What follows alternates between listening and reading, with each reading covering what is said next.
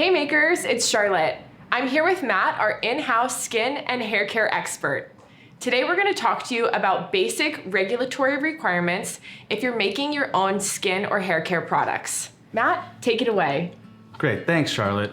So luckily for cosmetic and topical products, the guidelines and requirements for production and correct labeling of these products is not quite as strict as it would be for food and dietary supplements, which makes sense, topical versus ingested. For topical products, you're going to want to follow FDA requirements for labeling and claim assistance. And then with your manufacturing and production, you're going to want to follow current good manufacturing practices.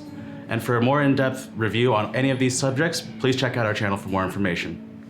We've got great videos that cover both of these topics, so if you guys are looking for an in-depth overview on how to follow either the FDA guidance on correct labeling or the current good manufacturing practices, check out those videos. You guys can explore a walkthrough of those topics in depth if you're unfamiliar with them.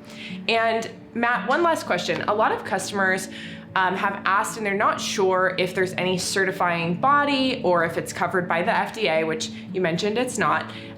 When they're making skin and hair care products, are there any products that may cross over that they should be worried about the FDA governing when they're making skincare products? That's a great question, Charlotte. And what you really have to look for in this is the claims you're making. And this comes down to some very simple terminology.